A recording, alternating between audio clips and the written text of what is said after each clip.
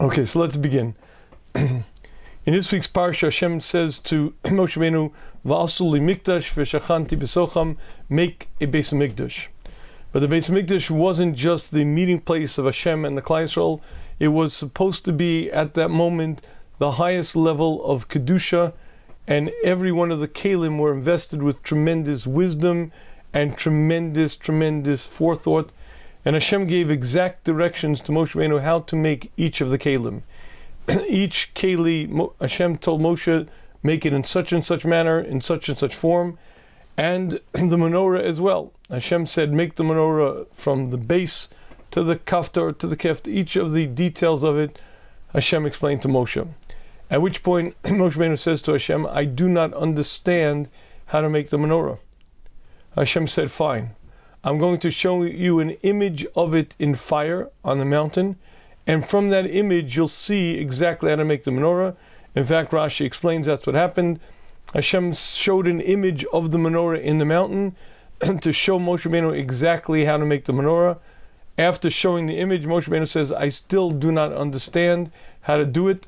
At which point Hashem says, fine, take the clump of gold that you were going to make into the menorah and throw it into the fire. Moshe Rabbeinu did that. He threw it into the fire, and from the fire came the menorah. Out it came, and as the pasuk says, "Vasisa menorah zav tar miksha," make a menorah. Te asa ha-menorah, the menorah shall be made. Rashi explains that Moshe Rabbeinu did not actually make the menorah.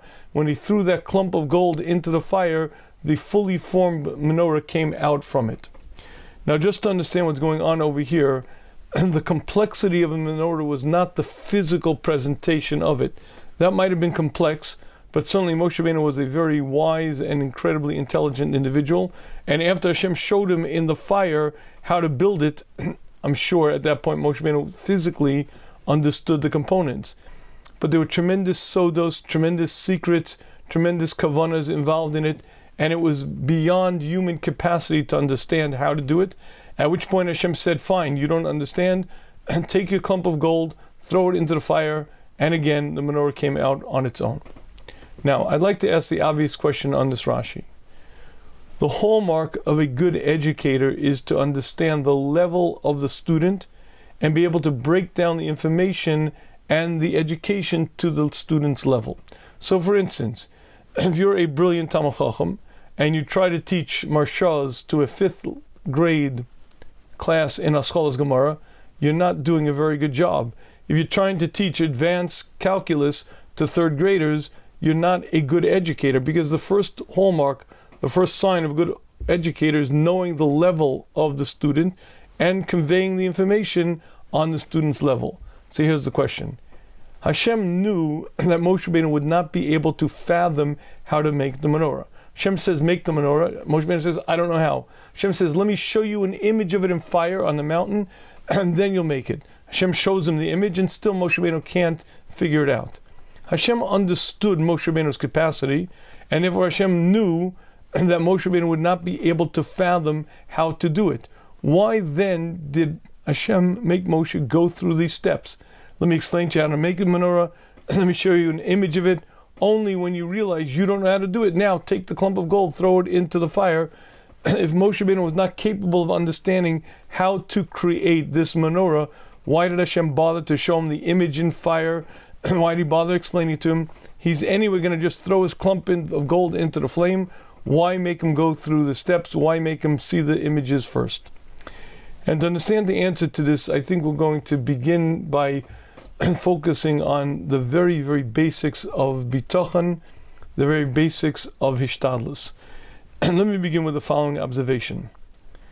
The basic tenet of our entire religion is that Hashem is utterly, completely involved in every facet of our lives. The first is the Rambam, Animamin be'emunah shalema. I understand with absolute clarity of vision, Shabori Yisbarach, that Hashem, Borei Umanig, is the creator and one who runs, V'hu levado, and he alone, Asa v'oseh v'yaseh l'chol hamasim. He alone did, does, and will do all activities under the sun. In plain, simple language, no happenstance, no random occurrences. Hashem intimately involved in every single activity, every single event of my life, Hashem is right there. So here is the question. I understand Hashem's part. The question is, what's my part? And how do we tease apart the Hishtadlus, the bitachon? How much is a person supposed to trust Hashem? How much is this person supposed to do? How does one find that balance between proper bitachon and proper Hishtadlus? So let's tease the two apart. Let's separate Hashem's part, and then later we'll get to our part. So let's begin with Hashem's part. The Sefer Chinuch explains there is a mitzvah lo sikum, do not take revenge. But he explains, don't take revenge not because it's bad for your midos. And when the Torah says don't take revenge, not because it's going to cause strife and further machlokas, he says don't take revenge because if you take revenge against another human being, you're imputing powers to man that he doesn't have. When you take revenge, what you're saying is you harmed me, you caused me pain. By doing that, you're destroying your entire emunah. You're denying the fact that Hashem runs the world. The Sefer Chinuch explains, don't take revenge because you're pretending that man has power that he doesn't have. As the Chovos HaLevavos explains, the basics of our emunah system is that no human being can harm me, no human being can help me. If you like to understand in simple language, imagine I walk down the street and I'm surrounded by a lucite bubble. You can throw stones, you can try to jump through, you can't penetrate, you can't harm me. That lucite bubble protects me. There's no lucite bubble, but Hashem is right there. As I walk down the street, when I get up in the morning, when I go to sleep at night, when I get behind the wheel of my car, Hashem is there 24/7, 365, and no human being can harm me, no human being can help me. And what that means in plain simple language is that Hashem is involved in every single activity in my life. If I take revenge against another human being, I'm denying Hashem's presence. Meaning to say, if I'm supposed to suffer that embarrassment, I will suffer that embarrassment. If I'm not supposed to suffer that embarrassment, you nor anyone else could bring that to me. In plain simple language, my destiny is not in human beings' hands, it's completely in the Yad Hashem. And again, the Chovos HaLevavos explains to us, as you cannot harm me, you can scheme, you can dream, you can plan, but I walk around with a lucite bubble. As you cannot harm me, so too you cannot help me. If my uncle is the head of Sloan Kettering, if my time is up, there's nothing he's going to be able to do to help me. If my friend is the richest fellow in North America, if I'm not supposed to have that money, he'll give me money, it'll go in this pocket, out that pocket. As no human being can harm me, no human being can help me. I'm completely under Hashem's dominion. Hashem is involved 24/7, 365 in every outcome of my life. And if you like an illustration as to how involved Hashem is in our life, I'll give you an interesting illustration. I don't know if you've ever had a teacher who taught you life lessons, but I remember very clearly, as a child, I had a teacher who taught us how to take a compliment. I remember it was 3rd or 4th grade, and the teacher said, when someone compliments you, don't squirm, don't look away, look the person in the eye and say, thank you very much. Now that's an important life lesson, how to take a compliment. But I never had a teacher who taught me how to take an insult. But the Chovos HaLevavos does. He says, when someone insults you, when someone cuts into the essence of you, you're supposed to turn your eyes heavenwards and say, thank you, Hashem, for revealing a few of my many flaws. Because I'm supposed to know and understand that if I was not supposed to suffer that pain, not you nor anyone else could bring that to me. And more than that, if I was supposed to suffer that pain and you weren't the one to deliver it, I would have dropped a hot plate of soup, I would have tripped up the stairs. If I was supposed to suffer that embarrassment, it would have come to me, and you cannot harm me, you cannot help me. I didn't ask you to be the nudnik to deliver the message, but you are but the delivery boy delivering the message. And if you like a mushal to what this Ma'ad Davidome, imagine the following. Imagine I'm speaking and I'm holding a microphone, and because I'm speaking this microphone, the loudspeaker projects my voice.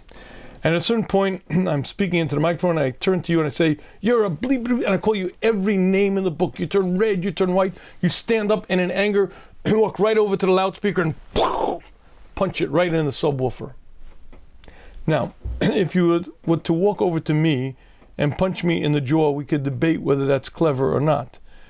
But walking over to the loudspeaker and punching it in the subwoofer is fundamentally flawed, because the loudspeaker didn't harm you. There's a human being holding a microphone, speaking into the microphone, and you're hearing the replication of that voice through the loudspeaker. When someone insults me, I'm supposed to recognize that he has no power. He has no control over what happens to me, and there's someone above who's delivering a message to me. I didn't ask you to be the nudnik, to be the delivery boy, but that message was sent to me from Hashem. I'm supposed to turn my eyes heavenward and say the words, "Thank you, Hashem, for revealing a little of my many flaws." And this is the understanding that a Jew is supposed to have. Every activity of my life, everything that I'm involved in, whether it's business, whether it's personal, whether it's suffering and pain, and whether it's going through all the activities of my life, I'm supposed to know that Hashem is there 24/7, 365, totally engaged, totally involved in every single outcome. Now let's call that Hashem's part. Hashem is the master of creation, Hashem is the maintainer of creation, and Hashem is the one who orchestrates every activity in my life. That's Hashem's role. But now the question is, so what's my part? And what am I supposed to do? What's my Hishtadlus? And to understand this, let's focus on a different area of the Torah. Every word in the Torah is weighed, measured, and accounted for. And every word has tremendous, tremendous principles, concepts, and foundations to teach us. And yet you'll find the Torah mentioning certain things that don't seem to make a big difference in our life. Let me give you a good for instance. Noach was told, build a teva. The teva is 300 amas long, 50 amas wide, 30 amas tall. Ask Rabbeinu Chai, why do we, 3,000 odd years later, need to know the dimension of Noach's teva? How long, how wide, how tall? What difference does it make? And Rabbeinu Chai says, the Torah is teaching us a foundational principle. Let's do the math. Let's assume an amma, and we'll call it an amma 2 feet. So if the teva is 300 amas long, it's 600 feet long, it's 100 feet wide, and it's 60 feet tall. Explains Rabbeinu Chai, if you take all the animals in creation, they couldn't possibly fit into 50 such tevas, let alone one. If you do the math and you realize the teva is not that large, and the Bronx Zoo is on 265 acres, and they have about 4,000 animals. If you take all the animals in creation, they couldn't possibly fit into such a small area as one teva. And explains Rabbeinu Chai, that's exactly what the Torah is teaching us. Hashem said to Noach as follows, you have to do your part. We can't possibly expect you to build a teva large enough to house all the animals, the giraffes, the baboons, and the monkeys. There's just way, way too much. And there's no way you could possibly build a teva large enough to house all the animals in creation. On the other hand, you can't just do nothing. You have to do as much as you can in the ways of the world, and once you've exhausted the ways of the world, then Hashem says, I will take over. And explains Rabbeinu Chai, that's exactly what the Torah is teaching us. 300 amas, 50 amas, 30 amas. There's no way that could have housed all the animals in creation. Hashem was saying to Noach, you have to do as much as you can do, and then you can rely on the nace. And explains Rabbeinu Chai, that is a foundational principle in the Torah that you'll see over and over throughout Tanakh. A person's obligated to go in the ways of the world, and only once he's exhausted the ways of the world, and then and only then can he rely on the nace. And Rabbeinu Chai explains, you'll see this over and over. He says, for instance, Yeshua. Yeshua brings the Klal Yisrael into Eretz Yisrael. Eretz Yisrael at the time was occupied by giants living in fortified cities. According to the ways of the world, there was no way they could have possibly won those wars. Yet they won those battles with such miraculous feats that not a single soldier died. Not a single Jewish soldier died, except one soldier died, and the question was, where was the sin? Achan, where was the chet? So ask Rabbeinu Chai the point as follows. Yeshua knew that it was bringing the Klal Yisrael into Eretz Yisrael, fortified cities, occupied by giants. Clearly, it was going to be miraculous. Why then did Yeshua have to say to the army, prepare yourself, put on your armor, sharpen your swords, get ready for battle? They're going to win the battles anyway, b'derech nes.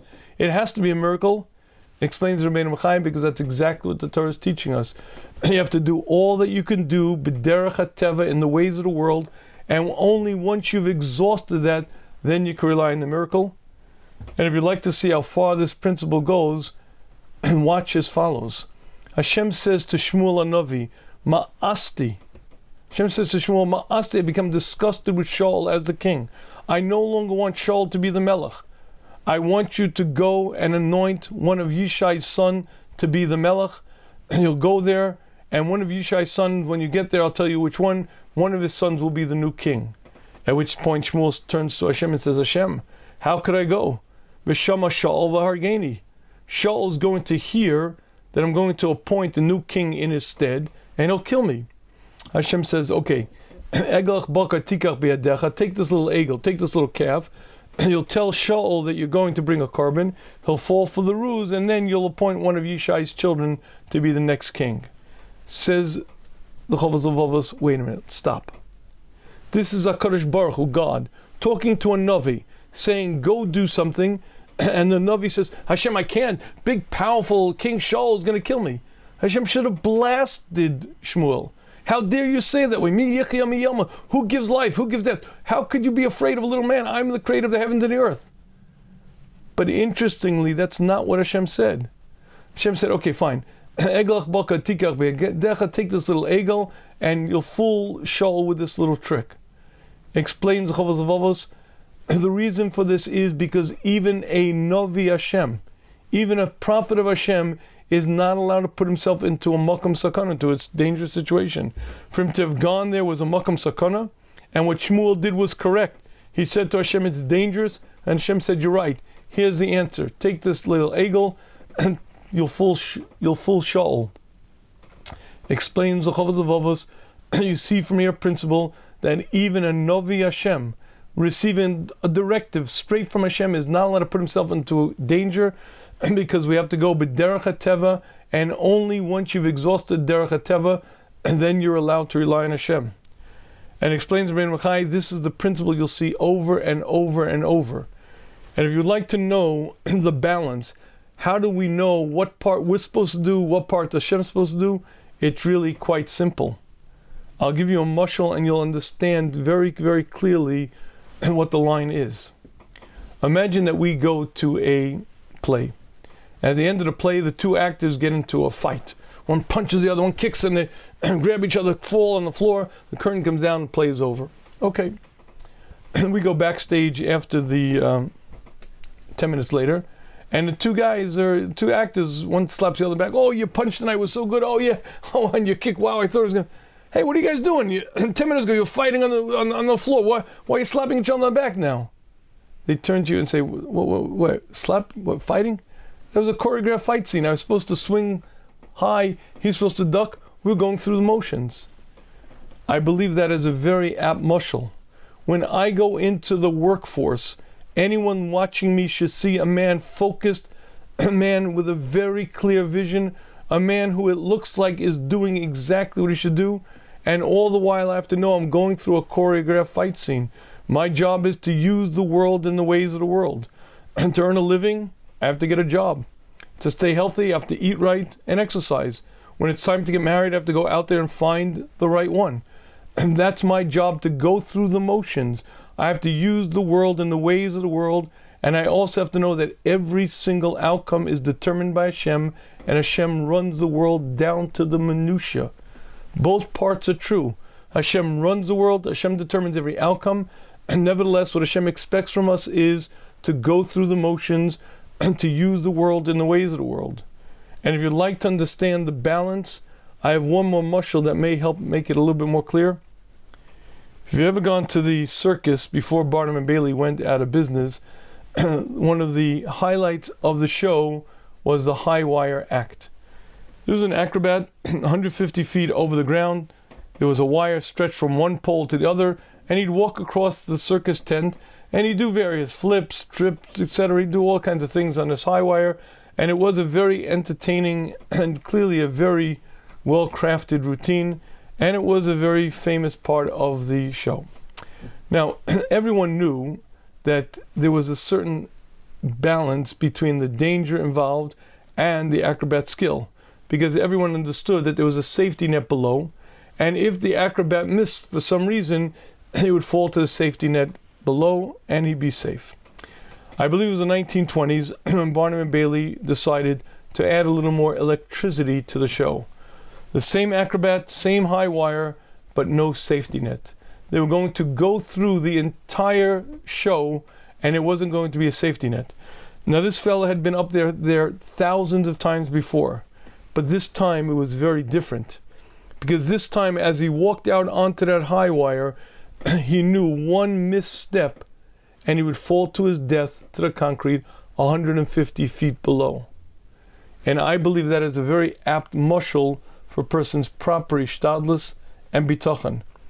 I have to be on that high wire, and to all eyes there has to be, it's dependent on me.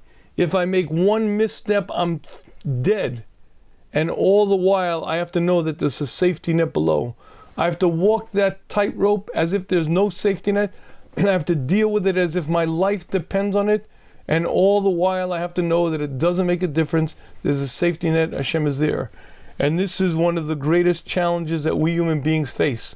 To engage this world in the ways of the world, to be incredibly focused, and all the while know that it doesn't make a difference. And if you'd like to know why it is such a challenge, try it one day. It is very easy to sit in the base medrash all day and say, Hashem runs the world, Hashem runs the world. And it's also very easy to work 16 hours a day, sleep under your desk and say, I run the world. Both of those are easy and both of those are wrong. I have to engage in the world and the ways of the world. I have to be very proactive. I have to go b'derech hateva, and all the while I have to know exactly what Hashem determined should be will happen. And I believe when you understand this, you'll know exactly how to act in every situation. Because there's one more caveat, and once we put this in, I think everything will gel. And that caveat is provided that it's bracketed with the Torah's approach. And I'll explain to you what I mean. Imagine I own a successful business. We sell electronics, and one day my CFO comes into me and says, listen, boss, I got to tell you something. The profit margins are falling. Circuit City just opened across the street from us. And I know your policy for years has been not to stay open on Saturday, but listen, boss, I'm telling you, if we don't open up on Saturday, we're bankrupt. We're out of business. Okay, look, I know the Chovos Halevavos says you have to go b'derech hateva, the ways of the world. So obviously I have to keep my store open on Saturday because the Torah says I have to act in the ways of the world. Well, not so fast. Torah also says, Sheishish yamim tavod vasisa kol malachtecha. Work 6 days and don't work the seventh. You see, every decision that I make has to be defined and bracketed by the Torah's approach. And if the Torah says don't work on Shabbos, I can't say I'm using the world in the ways in the world because that's the way Hashem wants me to do it, because it's not true. Because Hashem said don't work on Shabbos. And Hashem said don't steal, don't lie, don't cheat. And I can't say I'm doing my Hishtadlus when I violate the Torah's principle. And when you understand this, you understand exactly the balance and exactly how to be noeg, how to act in every situation. I have to go in the ways of the world as defined by, as bracketed by the Torah. The ways of the world as defined by the Torah means I use the world in the ways of the world exactly as Hashem said I should. So to earn a living, I got to work. And I have to work very hard and very diligently. But the Torah says I also have to be a mensch. I have to learn, I have to daven, I have to be a father, I have to be a husband. And there are many other obligations. And if the only way I can earn a living is by working 16 hours a day, well, guess what? I can't say that that's what the Torah wants me to do. Because the Torah said I have many other obligations, including Kriya Shema, including davening, including learning, including being a father, including being a husband. And I have to find that balance. That balance is using the world in the ways of the world as defined by the Torah. We don't work on Shabbos. We don't work inordinate amount of hours. We don't lie. We don't steal. We don't cheat. But I don't lie, steal, and cheat not because it's wrong. I don't lie, steal, and cheat because that's not what Hashem wants me to do. I'm using the world in the ways of the world because Hashem told me to. But Hashem told me to be honest in business. Hashem told me to pay taxes as I'm supposed to, use every legal loophole that's legal, but nothing that's illegal. Hashem told me to be straight and honest. My word is my word. And I can't say I'm using the world in the ways of the world to serve Hashem and then go lie, steal, and cheat and do everything wrong because I'm serving Hashem. That's not true. And I want to share with you one of those great principles. When you see Moshe shows up to the Daf Yomi with a Starbucks coffee. Moshe does the daf. And Moshe then puts on tefillin. And Moshe davens like a mensch. And you know Moshe, he gives a lot of stucca, and he's a real good guy, and you're very impressed. And as Moshe rolls up his tefillin, he says these words, that was for Hashem, and now this is for me. And with those words, he goes to work. I used to look at Moshe as half a kofar, as Hashem lives in the Beis Medrash, but Hashem doesn't live in the work world. Now, it may be true that he's half a kofar, but I believe he's making a more fundamental mistake than that. Why does Hashem want you to work 8 hours a day? Hashem has lots and lots of money. Hashem has property in Manhattan. Hashem has diamond mines in South Africa. Hashem has oil fields in Saudi Arabia. Hashem doesn't need you to work to make money. Hashem has lots and lots of money. Hashem wants you to work for one reason, so that you'll be challenged with the great, great test of life. Are you able to use this world in the ways of the world and know all the while that Hashem is the one who determines every outcome? And because that's how you grow in Emunah, that's how you grow in Bitachon. And if you wrap up your tefillin and say the words, that was for Hashem and this is for me, you're fundamentally missing the purpose of work. You're fundamentally missing why Hashem wants us to go to work, why Hashem wants us to use the world in the ways of the world. Hashem wants us to do that because that is the great challenge. The way you really grow in Emunah, the way you cut through the static, the way it becomes real is when you're challenged to earn a living. And you have to work very, very diligently. And you have to be there on the high wire, and it's got to look to everyone like there's no safety net. And you have to know all the while that there is a safety net. And that's how it becomes real to you that Hashem is the one who really runs the world. You see, when you sit in the Beis Medrash and you say, Hashem runs the world, Hashem is in charge, that's not called Emunah. That's not real. It's real when you're in the challenge, when you're in the thick and thin of life, when there's a gun held to your head, when the doctor says, I got bad news for you, and when your wife says, we can't pay our bills. That's when the real test of Emunah comes in, and that's where the real growth happens. When you're able to, at that point, say, I've done my part, Hashem, it's up to you, that's where you grow in Emunah. But it's only with those challenges. It's only by using the world in the ways of the world, and only then by seeing Hashem right there, that's how you grow. And if you say the words, that was for Hashem and this is for me, I'm out to earn my living, you're fundamentally missing the ballpark, you're missing everything, and you're missing the very purpose that Hashem wants you to do things. And I think this Chazal shares with us a tremendous principle. If you'd like to know why Hashem said to Moshe, throw the clump of gold into the fire, it's because that was Moshe's Hishtadlus. But Hashem said, you have to do Hishtadlus, and that makes sense. You see, if you don't have an image of what you're doing, it's not your act. You can't possibly make the menorah, Moshe Rabbeinu. It's beyond your capacity. Of course it's beyond your capacity. But you have to have a vision of what it is that you're doing. The Hishtadlus in this case is beyond your capacity. All that you can do is throw your clump of gold into the fire, but you have to have an image of what it is that you're doing, because if you don't have that image, it's not your Maisa. Moshe Rabbeinu was the one who made the menorah. I couldn't make the menorah. The fire made it. No, he made it. He had an image. He had a vision of what it was. The way he made it was the way Hashem told him to do it, to take his clump of gold and throw it into the fire. Out came that menorah, and that was Moshe Rabbeinu's action. But if he didn't have a vision of what it was that he was trying to do, that could not be considered his action. Once he had that vision, and Hashem said, this is the Hishtadlus, so this is the way you make a menorah. How do you build How do you build teva? You bang together boards. How do you grow a tree? You take an acorn, put it in the ground. How do you make a menorah? You take a clump of gold and put it in the fire. And that's the Hishtadlus. But if you don't have a vision, you don't have an image for what it is that you're doing, we can't call it your action. And I believe that this Rashi shares with us a fundamental yesod. There will be many, many situations in life where you will not have a direct plan, where it will be impossible for you to plan. And I'll give you a couple of good for instances. Let's assume you're a young man and you want to get married. Let's say you're 20, 22, 24, whatever the age may be, and you say, I want to get married. Okay, very nice.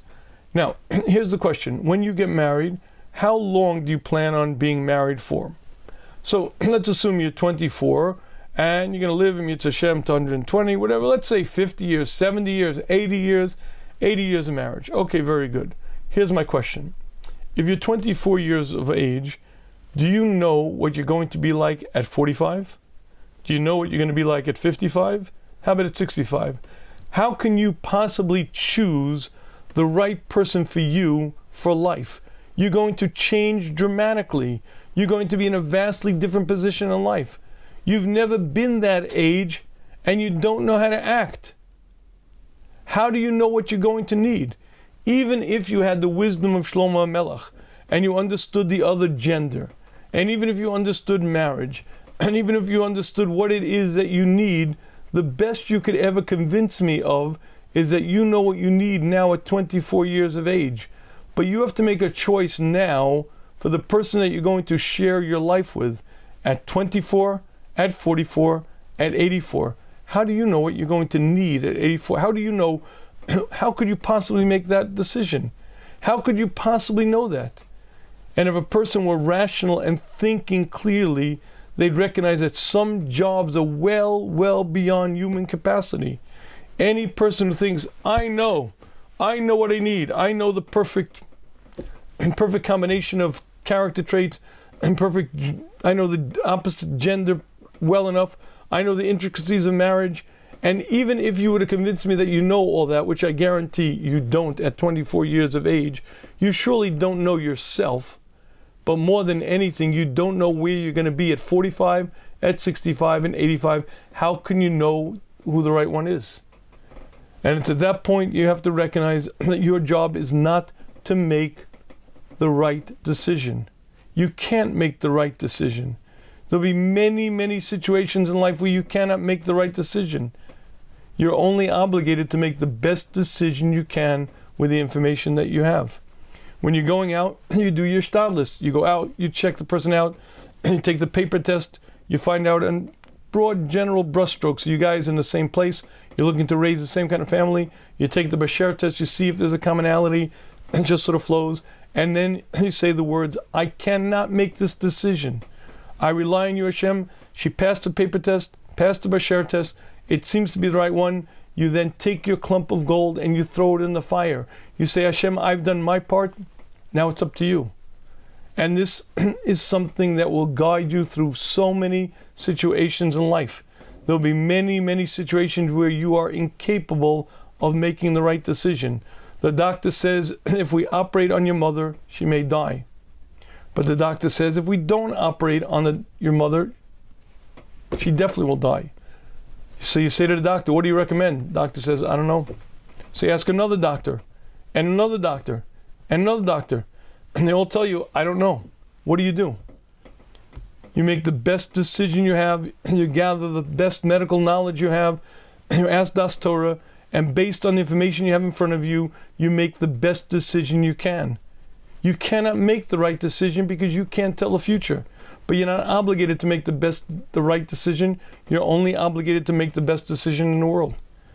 And what that means in plain simple language is, if your mother died in that operation, you have to say to yourself, I did my part. And if your mother lived, you have to say, I did my part. It wasn't me. I did my Hishtadlus. My Hishtadlus was to ask the best medical knowledge I could get at the time. I asked Das Torah. I thought about it. I made it the best decision I could. And now I rely on Hashem. I take my heavy load and put it on my Creator. But it's at that moment that you realize I'm incapable of making the right decision. I'm not obligated, nor can I. I only have to make the best decision that I can. And you'll find that this is something that happens time after time after time in life. The only people who know exactly what's right, exactly what they need, exactly the right thing to do, are people who are extremely immature or arrogant. Because there'll be many, many situations in life where if you're rational, if you think it out clearly, you'll recognize these decisions are well beyond my capacity. But again, I'm not obligated to make the right decision. I'm only obligated to make the best decision I can. And I'll share with you another example of this concept that's a little bit more closer to, well, let's call it closer to day-to-day life. On a regular basis, young men ask me, what should I do to earn a living? So I go through the typical Shmuz 26, choosing a career, what do you enjoy, what's your netiya? I explain to them, the Chovos explains, Hashem gives a nature to each person, and just like the cat has an instinct to hunt for the mouse, the robin has an instinct to hunt for the worm, Hashem gives each human being an instinctive desire for a particular kind of work. Some people love working with their hands, some people are real numbers guys. My son, when he was 6 years old, was buying and selling. I said to my wife, I know what he's supposed to be doing, he's supposed to be in business. Each person was given a different nature, a different inclination, and that's what you're supposed to pursue. You're supposed to go out into the workplace and you're supposed to ask yourself, how can I use my talents, my skill to further my cause? You're supposed to use your best judgment, and you're supposed to go out there and use your talents in the most effective way you can in the world. Okay, now, and that being said, again, on a regular basis, young men come to me and say, what should I do to earn a living? What field should I go into? So we look at this field, that field, what's your nature, what's your netiya? And here's the dilemma that I'm stuck with all the time. What does it cost to live in Metropolitan New York City today? Let's say you have a family of 6 kids, 8 kids, and you're paying yeshiva tuition. What is the cost today? How much money do you have to earn? So let's do the math. If you have 6 kids, 8 kids, somewhere in that range, and you're paying roughly $15,000 per child per year tuition, so you're pretty close to $80,000 to $100,000 in tuition. You got a mortgage on your house that's going to be, let's say, another $40,000, $50,000 a year. You have food, you have clothing, you have various expenses. I do not know how it's possible to live in the New York City area earning under $250,000 a year, and that's really scraping it. That's really, really just, I don't want to say poverty level, but that's it. There is no way, unless someone explains to me the math in a different way, I just don't know how you could do it. And I've spoken to people. I've spoken to principals who are involved with hundreds and hundreds of families. I've spoken to various askanim who are involved with community at large. And that seems to be about the right number. You have to earn somewhere around $250,000 a year just to make it in today's world. Well, here's the problem. What job do you know that you can earn $250,000 a year? Now, listen, if you start a business and you're very successful, you can earn lots and lots of money. I get it.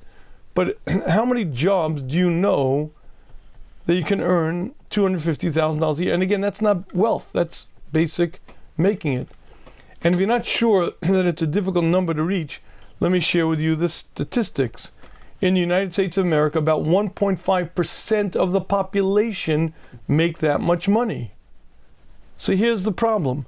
You expect the average Tom, Dick, and Harry, every Moshe, David, and Shlomi, to make what 1.5% of the rest of the country makes. Now, I understand that there are many bright, talented fellows, and there are some guys who are very capable, and some guys who can start a business and make $1 million. I get it. I got that.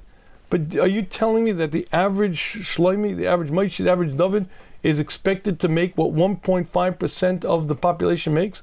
So obviously it means the guy can't get married and have a family.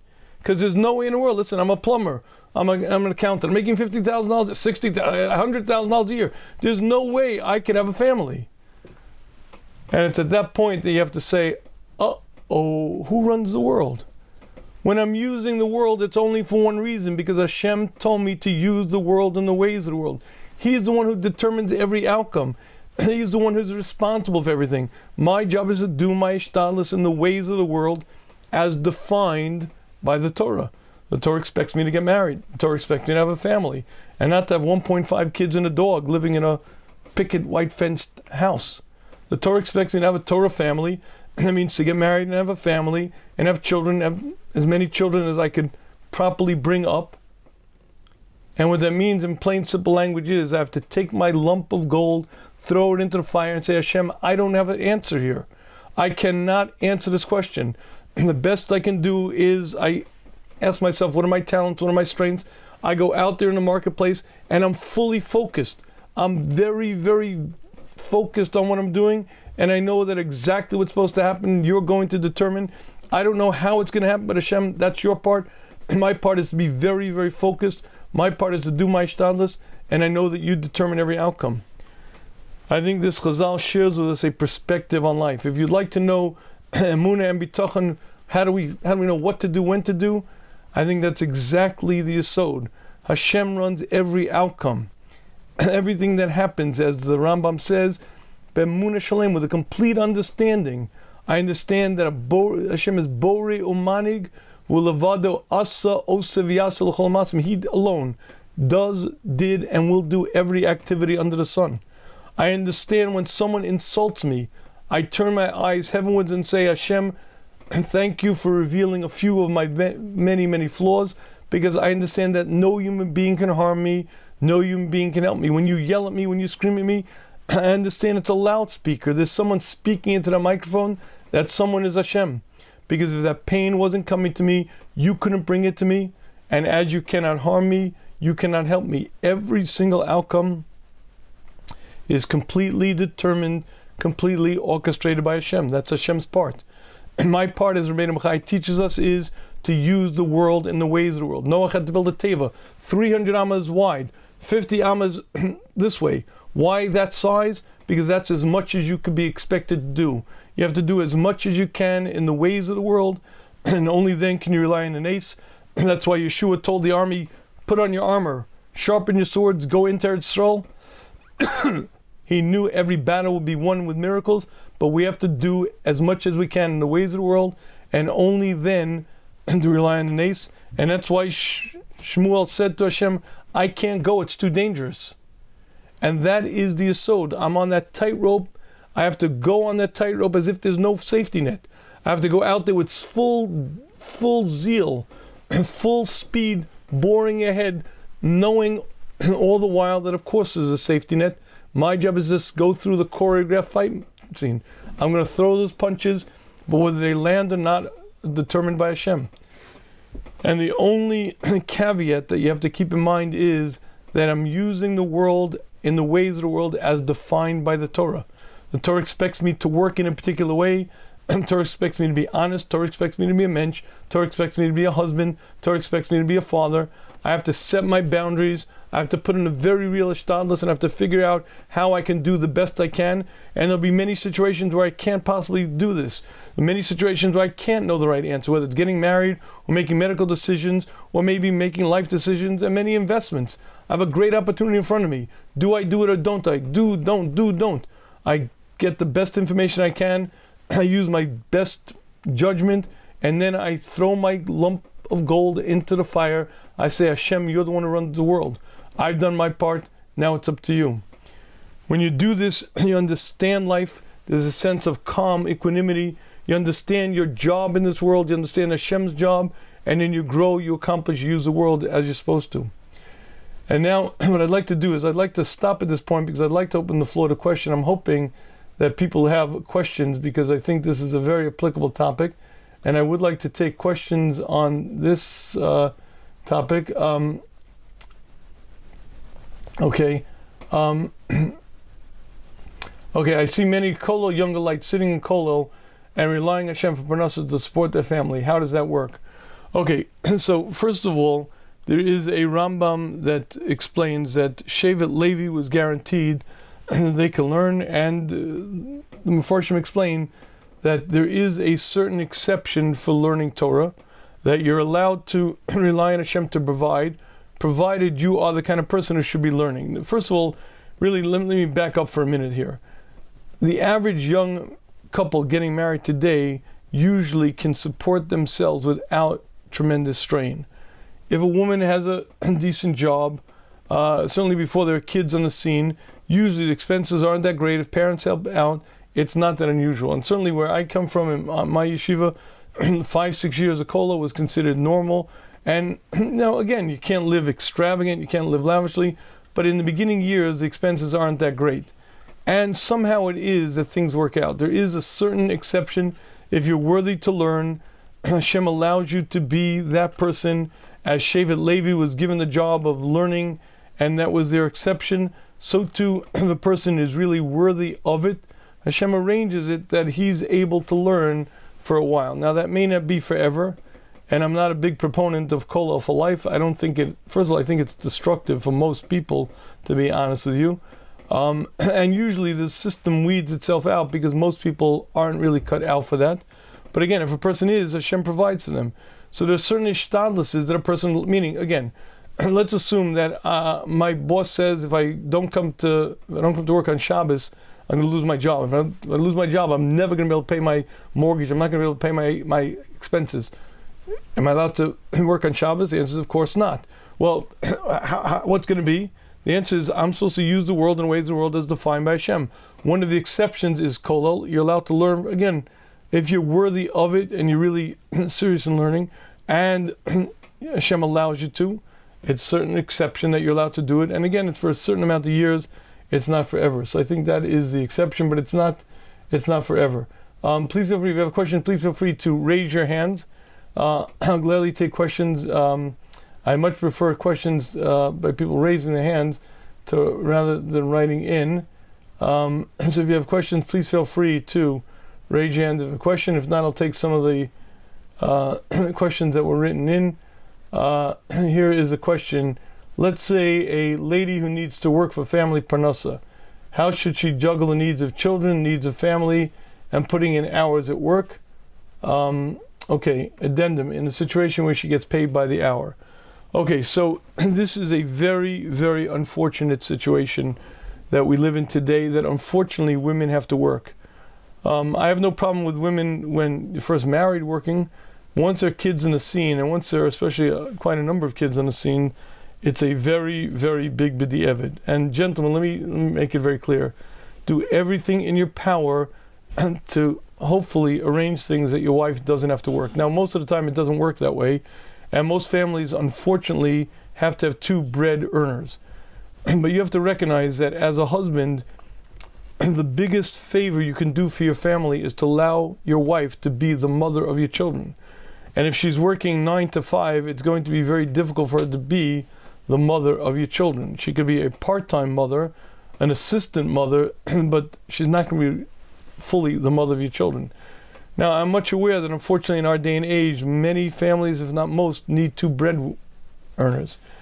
My only advice is, as much as possible, try to make sure that the woman works at most half a day or some limited hours.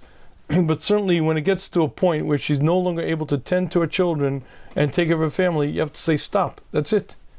Meaning, if you tell me that the only way you're going to make ends meet is if a woman works 40, 50 hours a week, I say sorry. You have to figure out another solution, because that is not the way that children are brought up.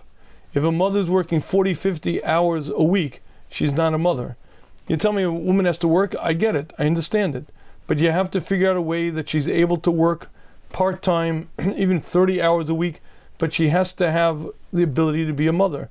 You also have to make sure that you have enough cleaning help, enough babysitting, enough pieces involved, so that she doesn't also have to do a lot of the chores around the house.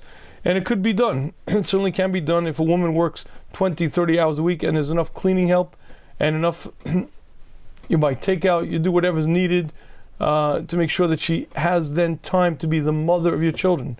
More than anything, you want the mother of your children to be on the floor with your kids, playing with them, tending to their needs, being there for them. You don't want her being the cook and the maid and the cleaner. You hire people for that, and Hashem helps.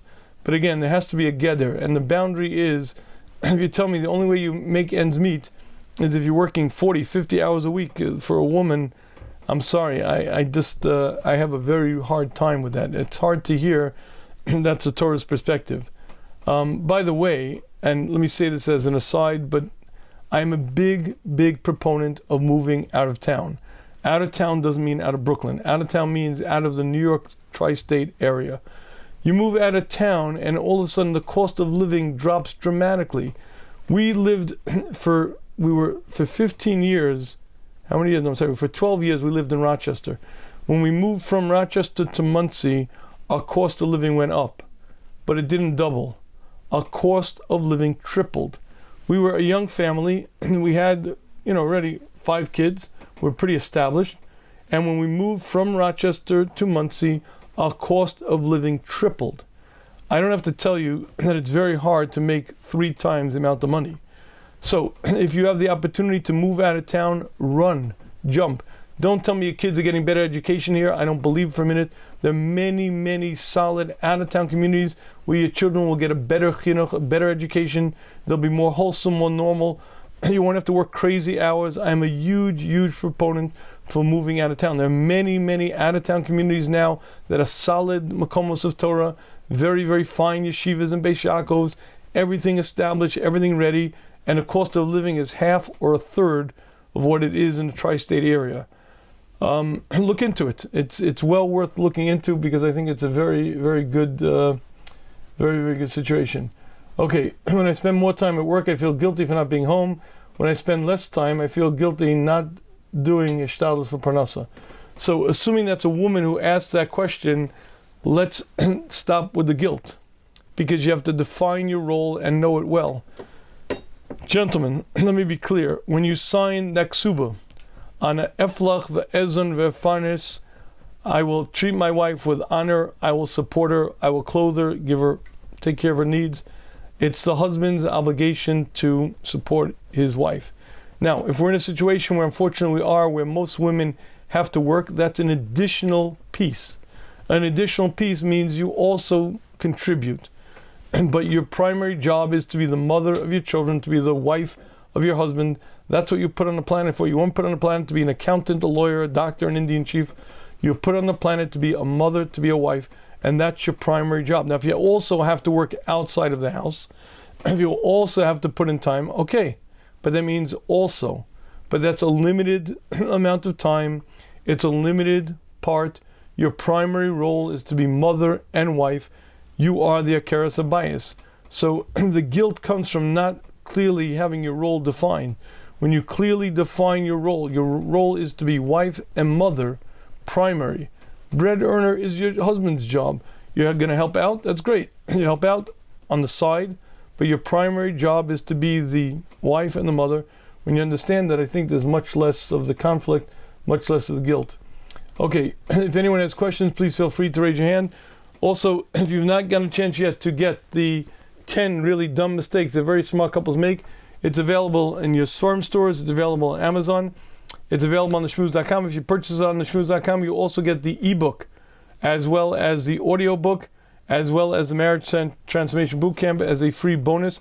The audio book is great for guys. If you drive, if you work out, and you have AD, what's that? ADHD, whatever, right? Okay, yeah.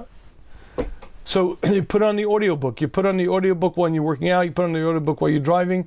And you have all the information. It's all there. So if you'd like a free copy of the audiobook, ebook, as well as Marriage Transformation Bootcamp, go to the Shmuz.com, THESHMUZ.com, and you can order the book there. But again, it's available on Amazon. It's available in your local bookstores.